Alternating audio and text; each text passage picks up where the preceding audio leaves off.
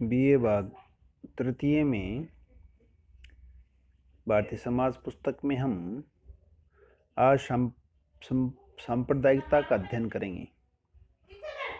संप्रदायवाद क्या है, देखिए इसकी परिभाषा देखें तो देखें,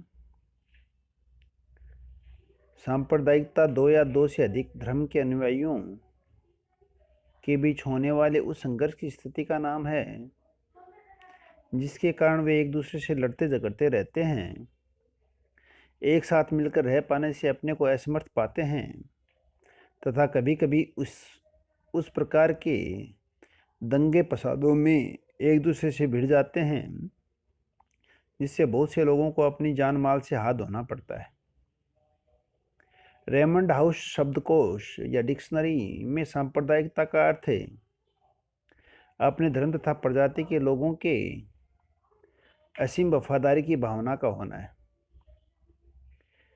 इसी क्रम में बृजमोहन लिखते हैं कि भारतीय समाज को ध्यान में रखते हुए यदि हम सांप्रदायिकता की परिभाषा दें तो देखिए, विभिन्न धर्मों, प्रमुखतः हिंदू तथा मुसलमान धर्मों के अनुयायियों के मध्य पाए जाने वाले संघर्ष की उस स्थिति के आधार पर भी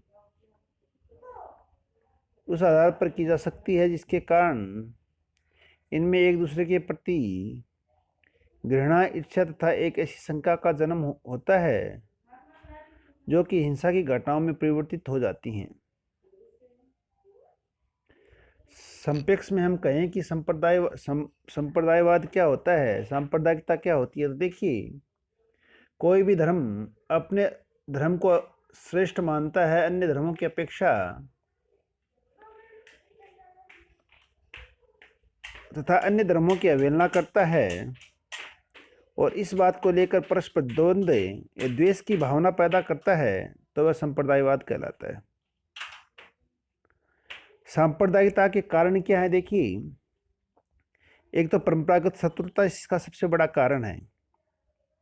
भारतीय इतिहास को पढ़ें तो ज्ञात होता है कि भारत आर्यों का देश और यवनों ने आकर यहाँ पर साम्राज्य स्थापित किया। कई मुस्लिम सम्राटों ने हिंदू धर्म के अनुयायियों पर अनेकानेक अमान्य प्रकार के अत्याचार किए, कई लोगों को जबरन मुसलमान बनाया, उनके मंदिरों को तोड़ा, उनकी संस्कृति को नष्ट करने का भरसक प्रयत्न किया। इस प्रकार का विचार रखने वाले व्यक्ति अपनी दलील देने में महमूद गजनी, मोहम्मद गौरी, औरंगजेब तथा अन्य बादशाहों तथा नवाबों का नाम गिनाते हैं, लेकिन इस प्रकार का ऐतिहासिक वर्णन पूर्णतः सही नहीं है। हुमायूं, अकबर, जहांगीर तथा शाहजहां का नाम उन सम्राटों में लिया जाता है जिन्होंने हिंदू मुसलमान एकता को बढ़ाने के लिए अनेक सराहनीय प्रयत्न किए। रोमिला थापर और अन्य इतिहासकारों के अनुसार सांप्रदायिकता की आग भड़काने वाले कुछ हिंदू तथा ब्रिटिश इतिहासकारों ने जानबूझकर ऐतिहासिक घटनाओं को तोड़ मरोड़ कर प्रस्तुत किया है और पक्षपातपूर्ण शोध ग्रंथ लिखे हैं। यह बात अवश्य सही है कि अंग्रेजों ने हिंदुओं और मुसलमानों के बीच के संबंधों को बिगाड़ने का सदैव प्रयत्न किया। उन्होंने देश के लोगों को बांटकर उन पर शासन करने का सिद्धांत अपनाया। अंग्रेज अपनी चाल में सफल हो गए और देश धर्म के नाम पर बंट गया। भाषण और झूठे प्रचारों के माध्यम से हिंदुओं तथा मुसलमानों में एकता के स्थान पर अनेकता के बीज बोए गए। इसी बीज से आज भी सांप्रदायिकता का जन्म हुआ। इसी बीज से आज की सांप्रदायिकता का जन्म हुआ। सांप्रदायिकता का दूसरा कारण धार्मिक कारण।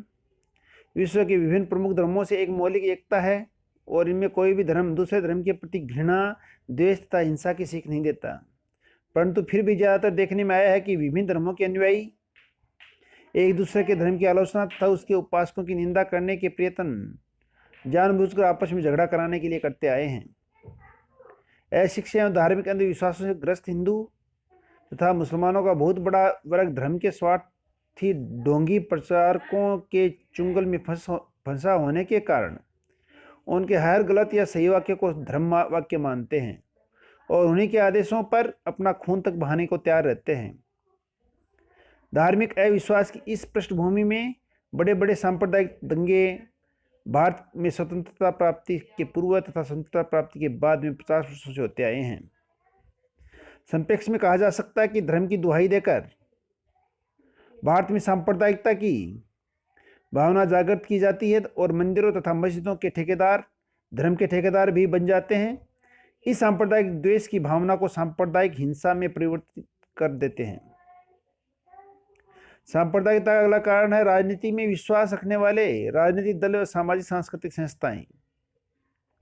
देश के विभाजन के समय राजनीति का जो स्वरूप सामने आया, जिसके कारण देश धर्म के आधार पर दो टुकड़ों में बंट गया, वह राजनीतिक मूल सांप्रदायिकता की राजनीति थी, जिसका आधार था धार्मिक अनेकता। 1906 में ऑल इंडिया मुस्लिम लीग की स्थापना में सांप्रदायिक राजनीति का प्रारंभ हुआ। हिंदू राजनीतिज्ञों ने भी धर्म को अपनी राजनीति का एक सशक्त अस्त्र बनाया और हिंदू महासभा की स्थापना की। इन दोनों दलों के नेताओं ने भारत के हिंदुओं और मुसलमानों की जनसंख्या के आधार पर ऐसे परस्पर विरोधी दलों में बांट दिया जो अपने अपने धर्म के लोगों के हितों के बारे में सोचते थे। स्वतंत्रता प्राप्ति के उपरांत जनसंघ, राष्ट्रीय स्वयं सेवक संघ, हिंदू महासभा, मुस्लिम लीग, जमाते इस्लामी, अकाली दल, शिवसेना आदि जैसे राजनीतिक दलों तथा संगठनों का विकास एवं वृद्धि हुई, जिन्होंने हिंदू राष्ट्रीयता और मुस्लिम राष्ट्रीयता की भावना को सुदृढ़ बनाने का हर संभव प्रयास किया। सामाजिक सांस्कृतिक संगठनों की एक बड़ी सूची में राष्ट्रीय स्वयंसेवक संघ का नाम प्रमुख है।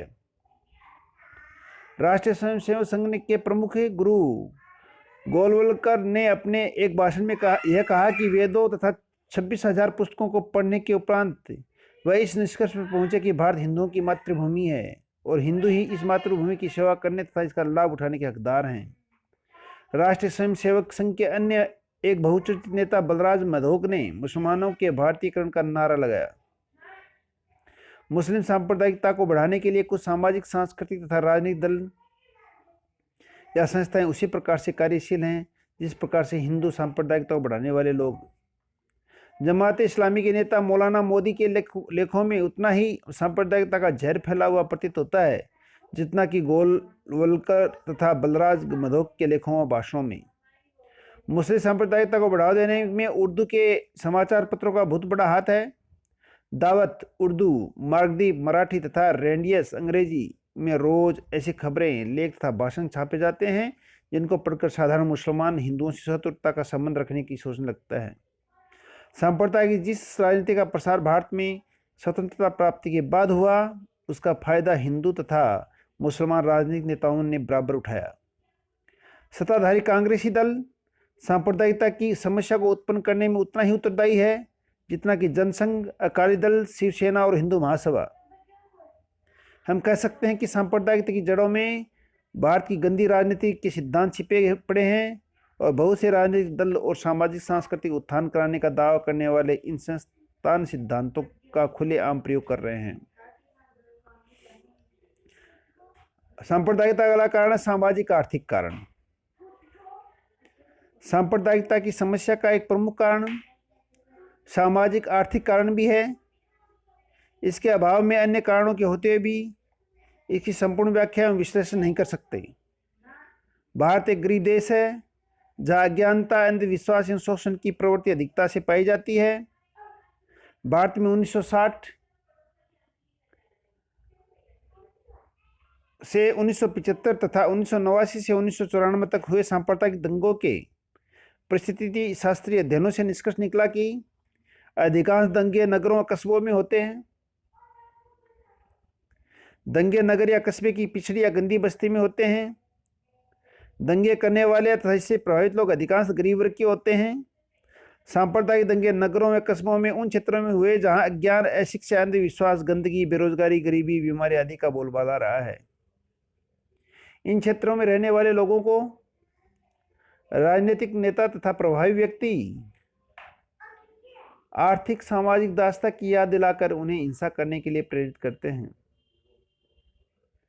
भारत में मुसलमान वर्ग के अधिकांश लोग गरीब और अशिक्षित हैं।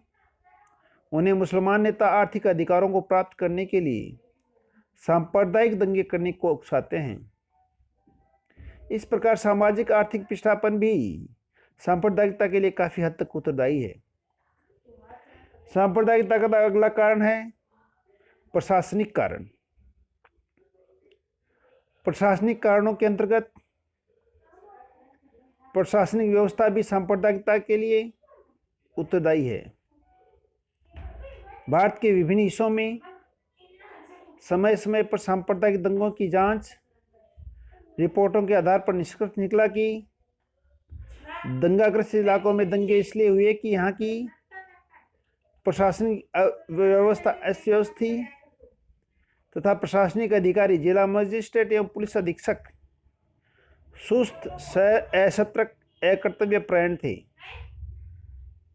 ये अधिकारी पूरे सतर्क रहकर इन हिस्सों पर निगरानी नहीं रखते, जिसके कारण दंगे होने के पश्चात इन्हें सूचना मिलती है। इसके अतिरिक्त ये अधिकारी दल मुक्त नीति से इन्हें रोकने की कार्रवाई करते हैं, जो कि अप्रभावी रहती है। राजनेताओं के दबाव के आगे ये अधिकारी त्वरित कार्यवाही नहीं करते, जिससे जान माल दोनों की रक्षा नहीं हो पाती और जनता को कष्ट उठाना पड़ता है।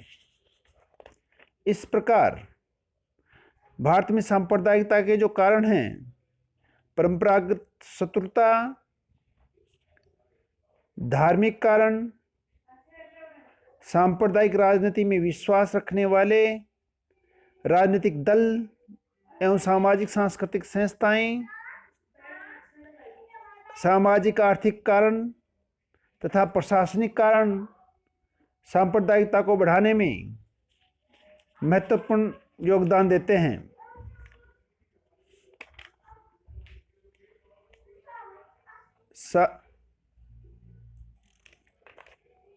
बहुजाति तथा बहुधर्म समाजों के लिए राष्ट्रीय एकता को बनाए रखने या बनाए रखना सबसे बड़ा कर्तव्य है, क्योंकि इन समाजों में विकसित होने वाले धर्म संघर्ष इसी सामाजिक प्रगति में बाधक सिद्ध हो सकते हैं। जिन समस्याओं से एकता की भावना को धक्का पहुंचता है, उनमें सांप्रदायिकता भी एक बहुत बड़ी समस्या है। धन्यवाद।